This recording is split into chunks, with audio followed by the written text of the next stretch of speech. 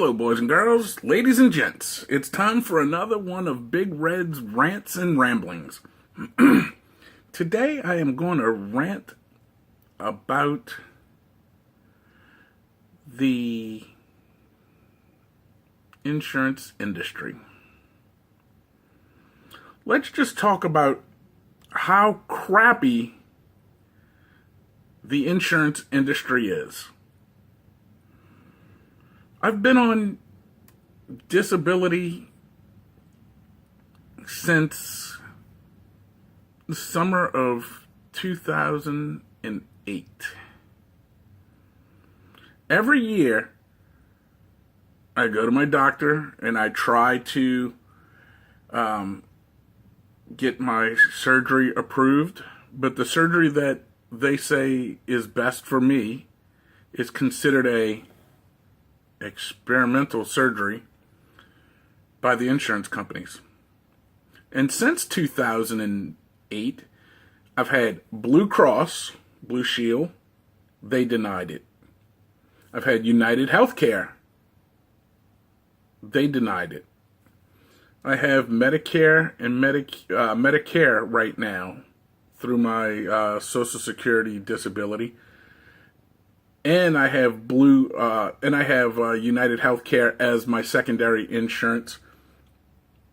Again, United Healthcare won't pay for any of it because Medicare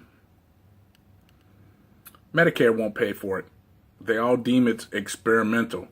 They rather see me sit here and collect disability or put me on a bunch of medicines, which I have tried a bunch of pain pills. None of them worked. Not a single one of them. I've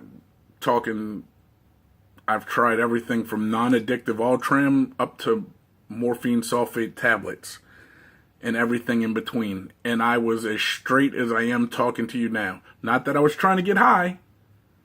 I was just trying to get some relief. But I have some sort of genetic thing where my body metabolizes the pill faster than it can release the active ingredient to get me any relief.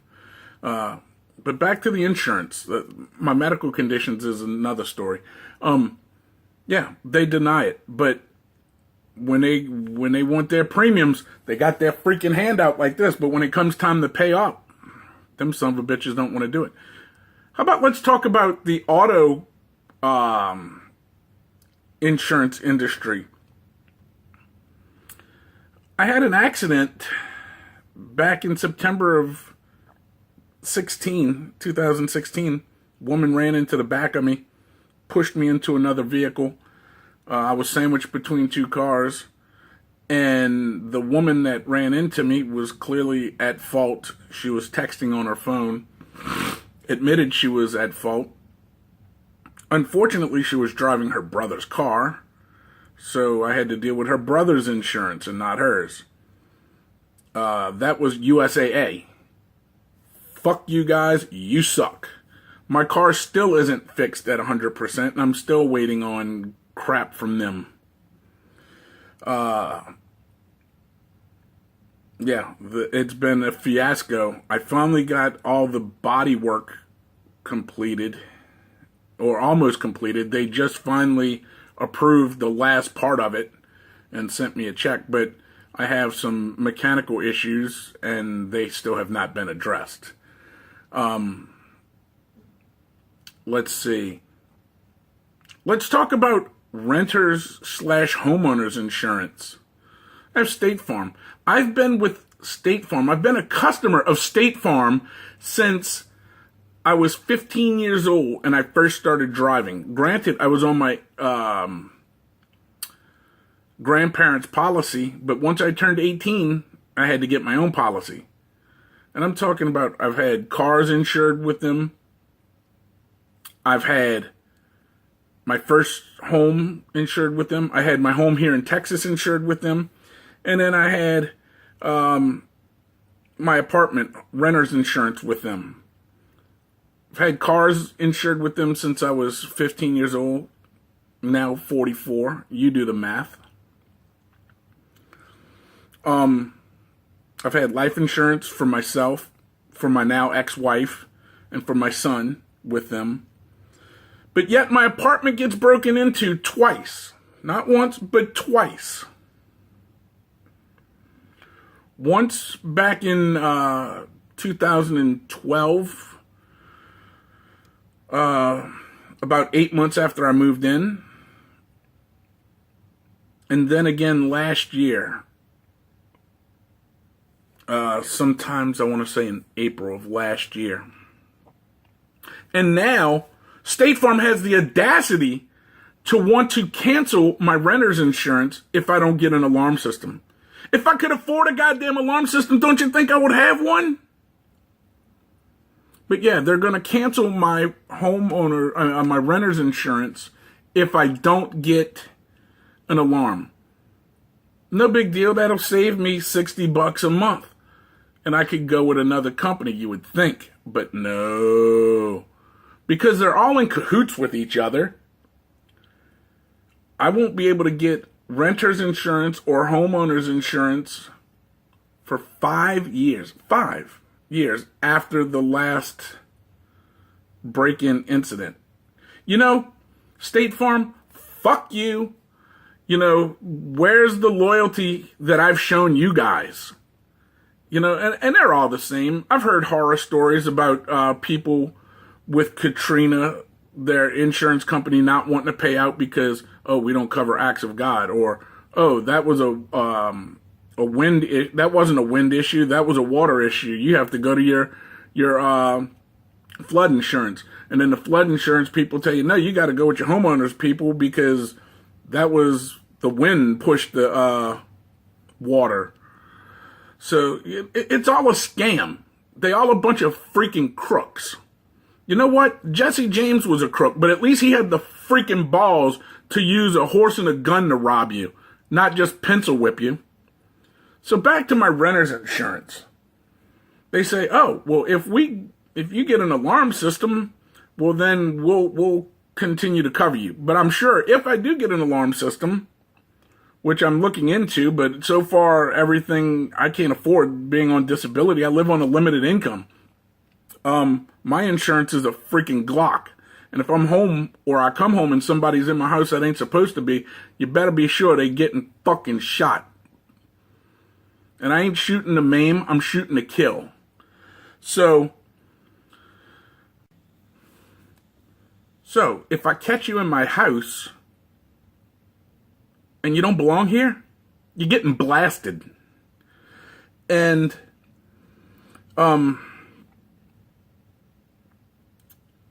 where was I going to go with this before I was interrupted by a phone call?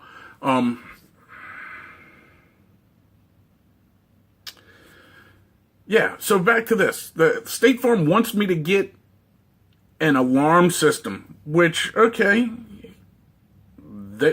what's the big deal with an alarm system? It makes noise, it calls the police. You know what? That shit ain't gonna stop a thief. If a thief wants in, they gonna get in. If a thief wants your shit, they gonna steal your shit. Because let me tell you a story about alarm systems. I had an alarm system on my home when I first moved here to Texas.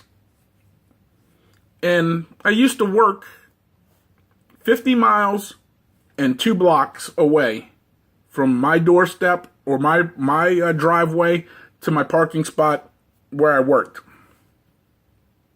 Ex-wife was off out and about with her mother, gallivanting, doing who knows whatever. And the alarm goes off. I'm first point of contact. They call me. Said, I'm at work. Can you contact my ex-wife? They tried to contact her, couldn't get a hold of her, so they called me back. They said, we already called the cops. We dispatched them to your house. I said, okay. So what zone went off? They said a motion detector. I'm like, okay, a motion detector went off. I said, did any window detectors go off or any doors go off? They said no.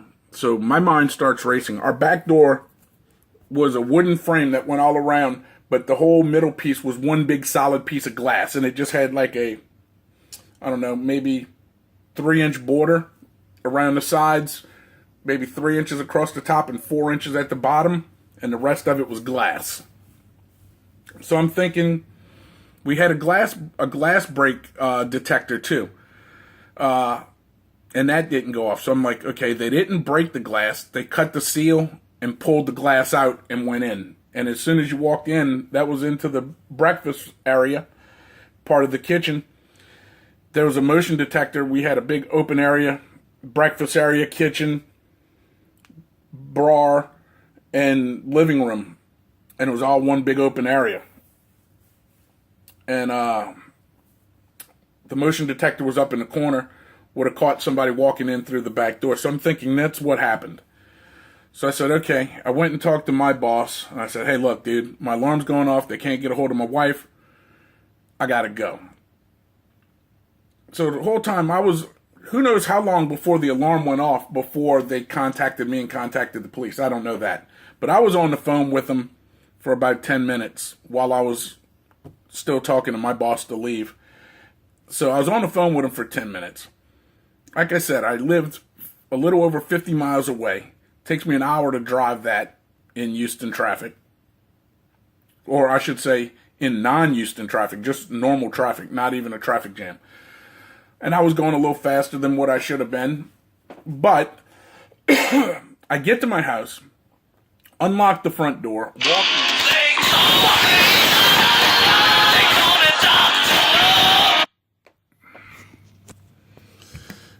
Okay, so hopefully it didn't cut off this time. No, it didn't.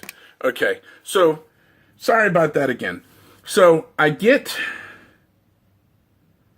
to my house. I go inside and I go through the whole house downstairs. No broken windows. The front door was locked. The garage was shut. The garage door entry from the garage into the house was locked. The back door was locked. No glass was broken. All the windows are still locked. I go upstairs, look around. Everything's still locked, shut. Nobody's in the house. And it probably took me, like I said, I was on the phone with them for 10 minutes. It probably took me an hour to drive home. And then it took me about 10 minutes to go throughout the whole house, looking, peeping everything out. And guess what? The cops still didn't show up. I waited, so now I'm there. It's been at least an hour and 20 minutes.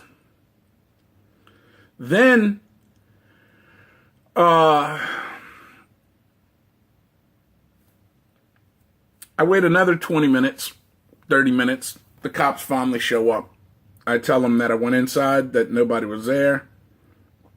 Come to find out, the motion detector had a bad sensor in it or something, and we had to get it replaced, and it went off.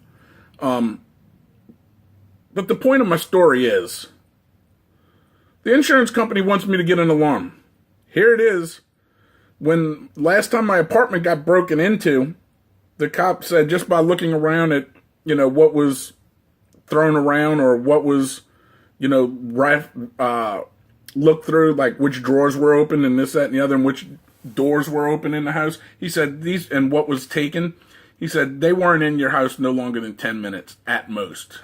And that's being lenient, he said. He said they were in and out of here. He said, so my point is, if I had an alarm and it took the cops 2 hours to get there, or let's say it took them 30 minutes, they're still going to be in and out in less than 10 minutes or less.